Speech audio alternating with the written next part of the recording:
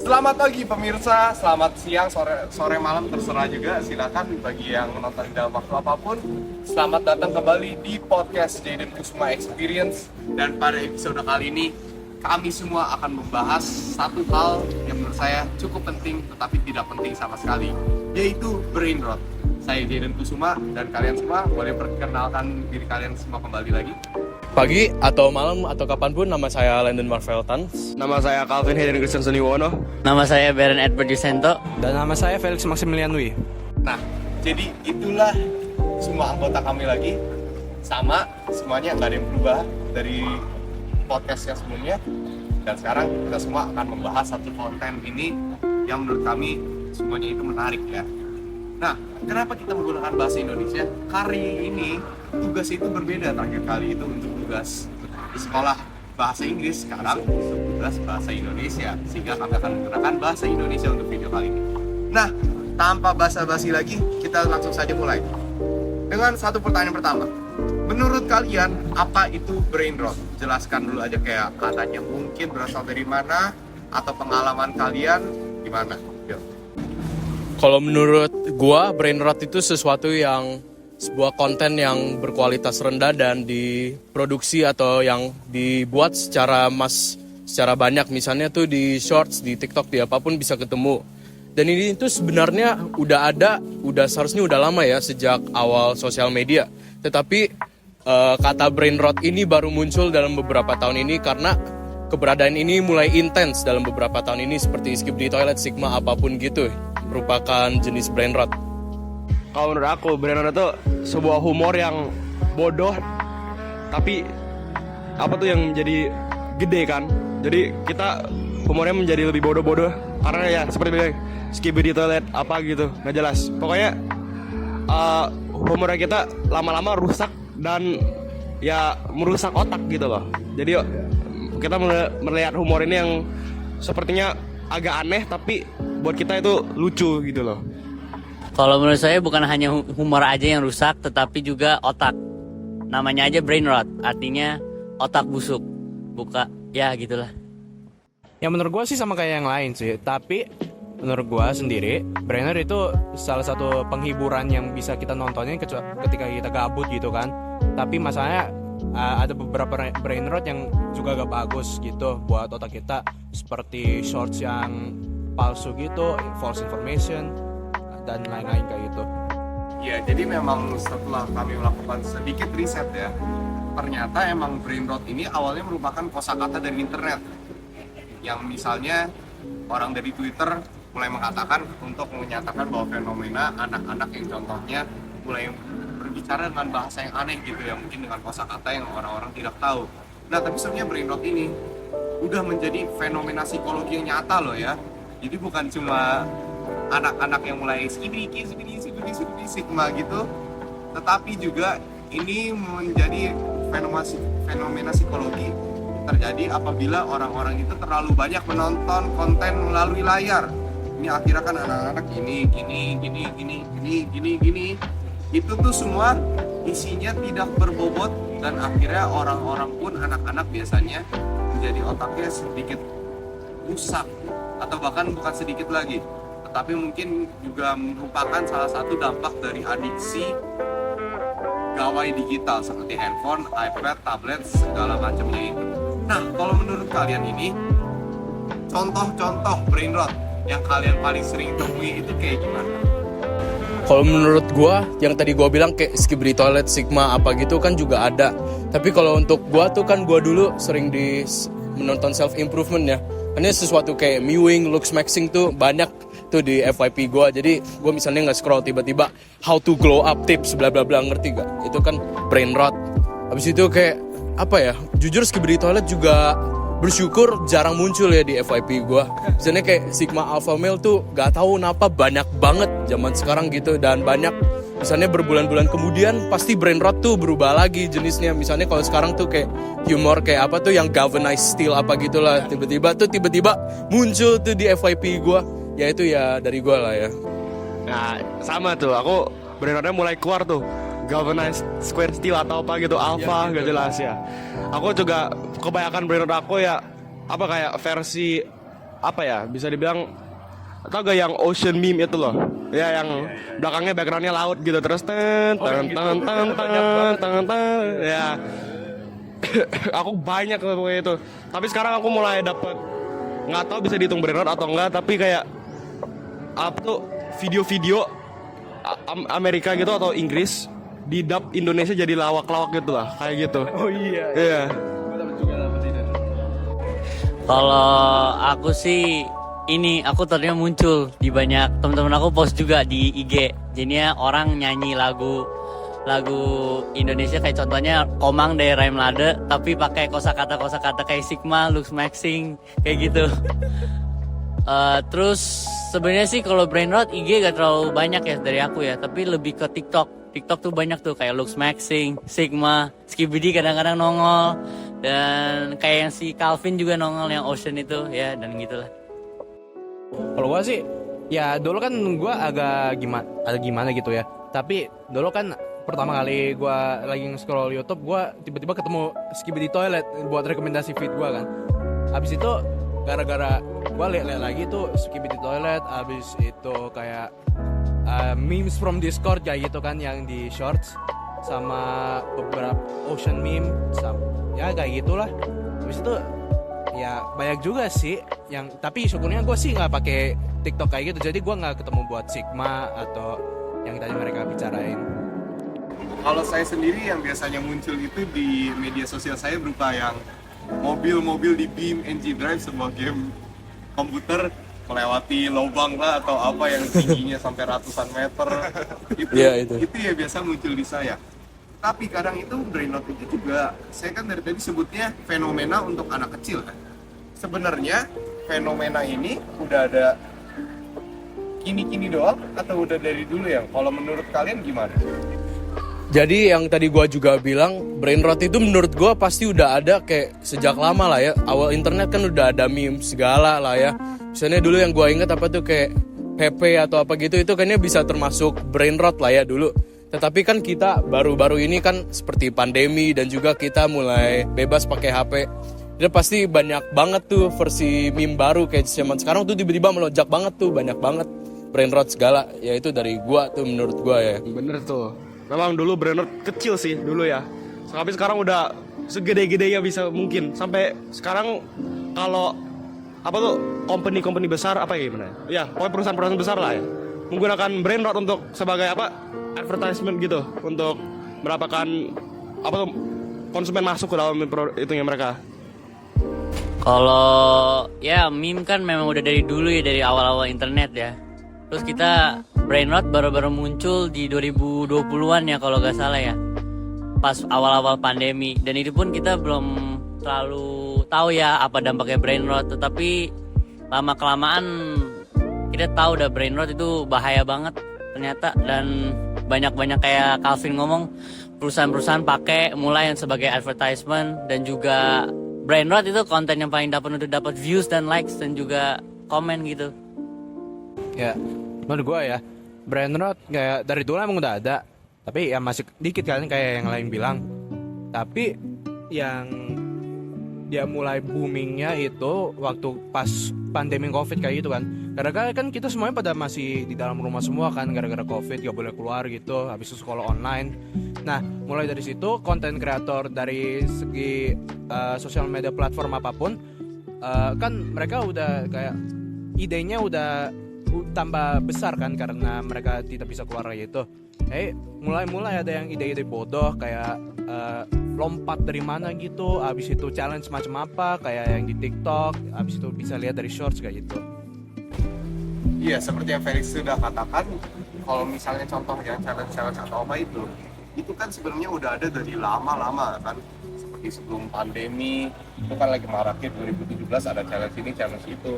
Jadi sebenarnya sepertinya konten seperti brain rot ini ada sejak perkembangannya masa digital, sejak smartphone, ponsel pintar dapat digunakan kapanpun, dimanapun. Sejak perkembangan media sosial dan dapat menonton konten bentuk pendek maupun panjang, ini sudah menjadi sesuatu dapat dikatakan masalah, tapi juga dapat dikatakan sebagai hanya sebagai bentuk entertainment bagi para penonton semua ya.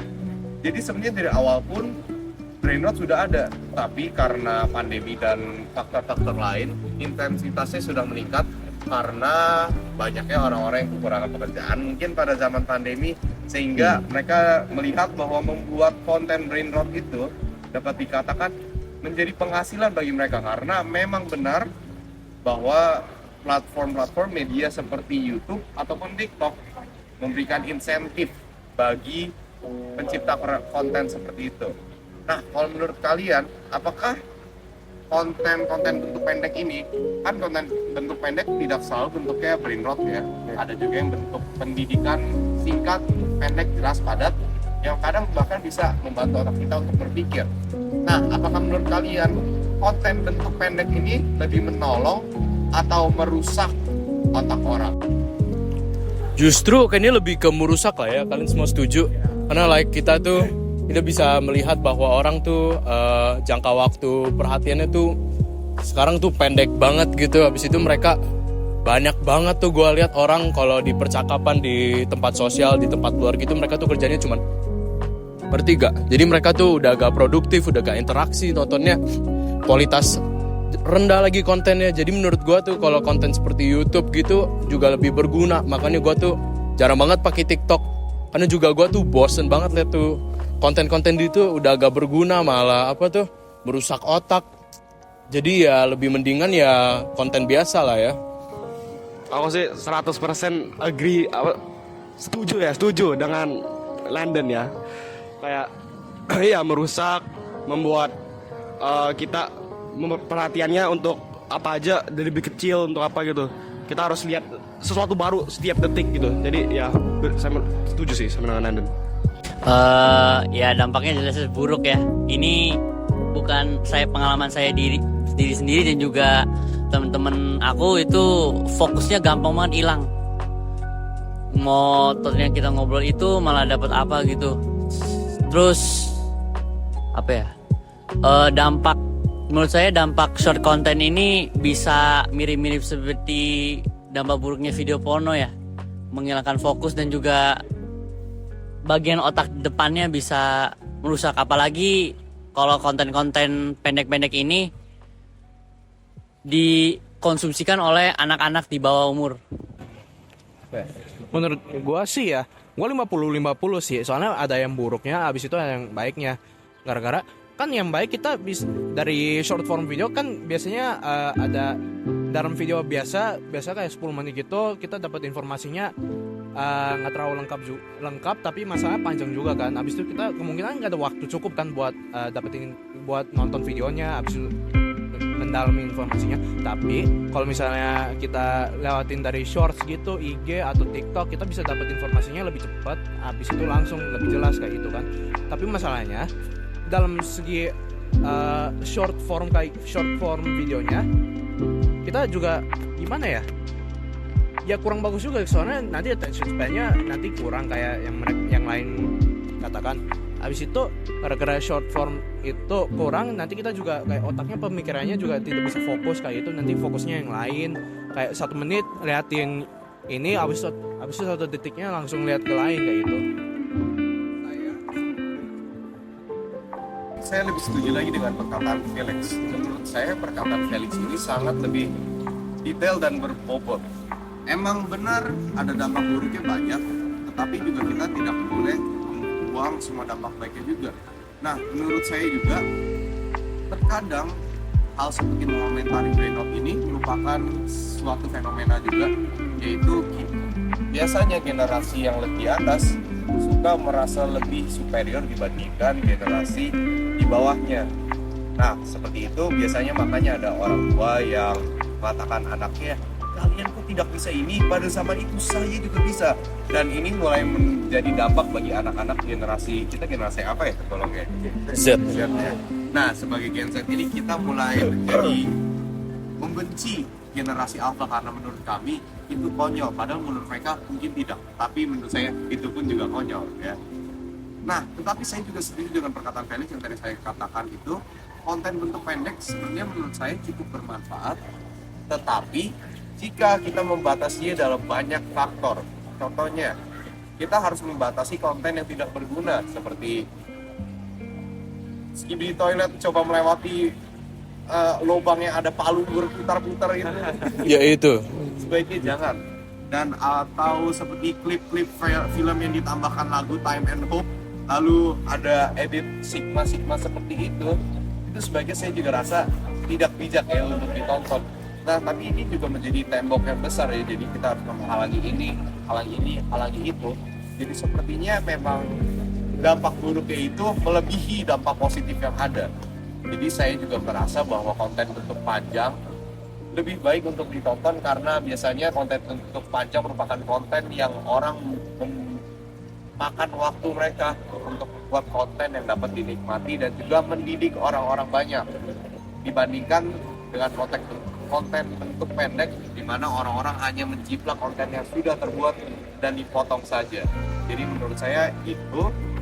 Nah, tapi menurut kalian, apakah konten bentuk pendek ini Brainrot membawa atau membujuk kreativitas daripada orang-orang yang menontonnya? Karena saya banyak melihat juga banyak pencipta konten bentuk pendek seperti Erika Ricardo, Jeremy Owen, dan sebagainya, itu membujuk orang-orang untuk melakukan suatu hal yang lebih positif, yaitu seperti influencer ya.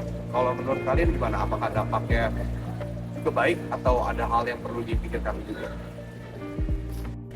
Dari short form konten menurut gue juga banyak kreativitasnya ya. Misalnya kayak yang baru muncul-muncul nih di gua, walaupun udah agak lama lah ya, kayak Bobby Saputra gitu tuh kontennya tuh unik.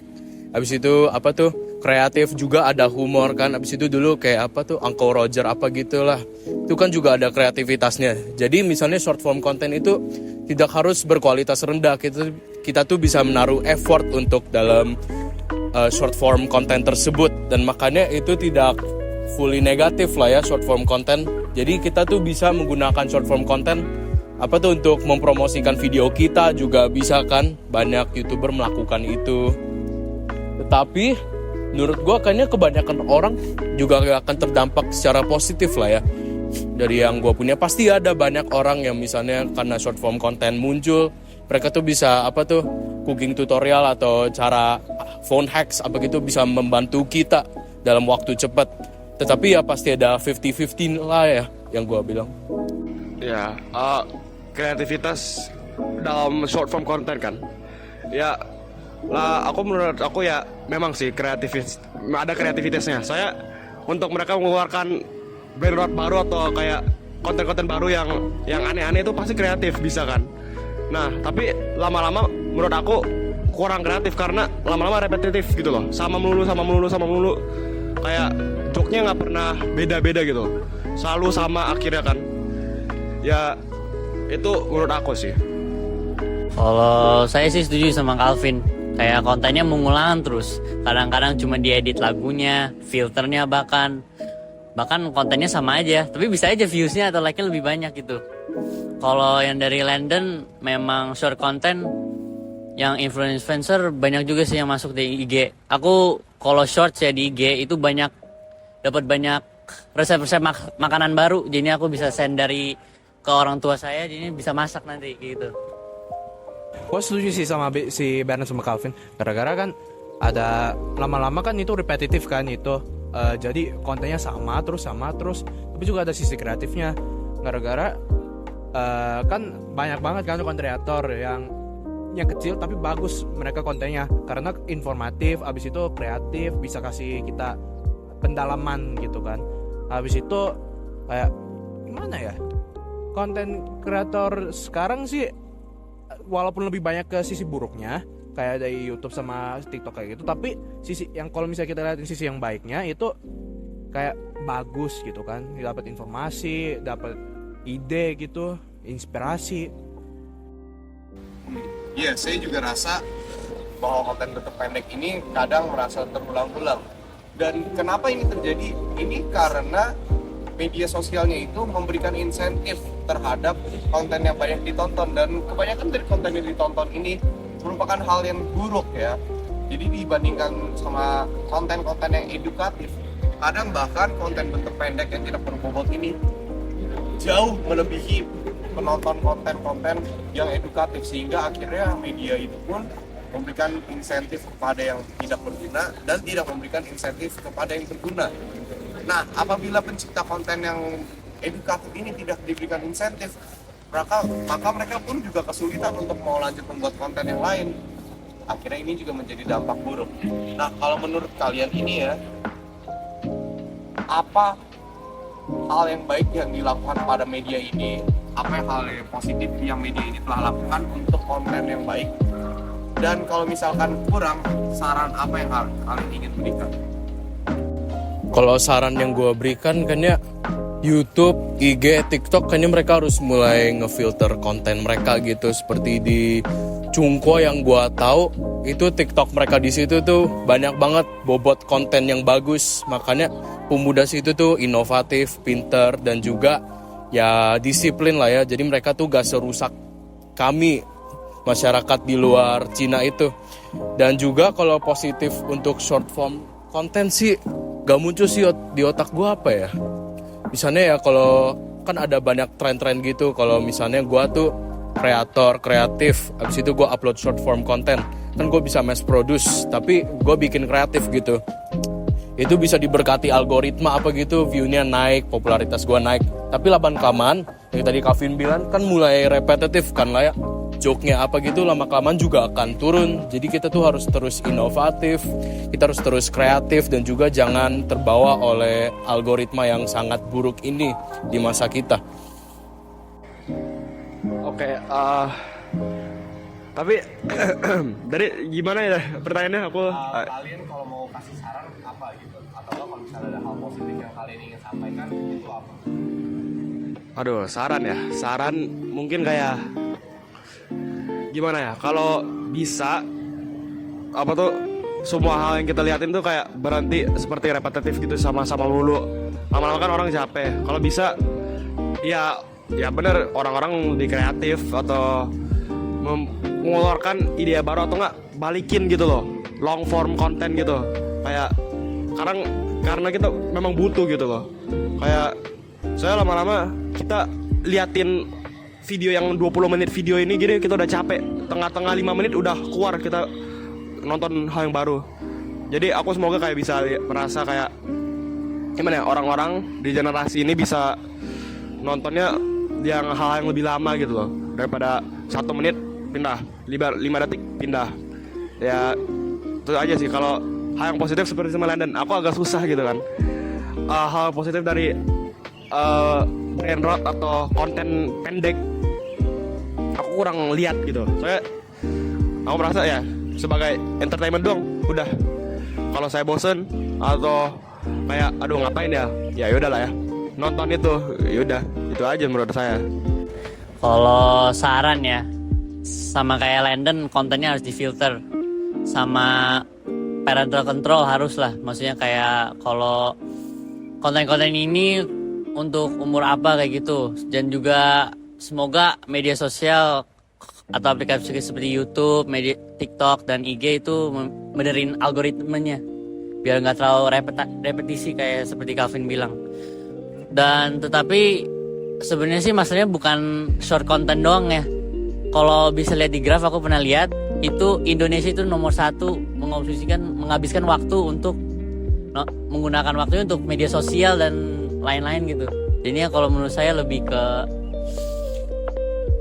itu sih, kalangan muda kita harus menggunakan waktunya dengan baik daripada media sosial.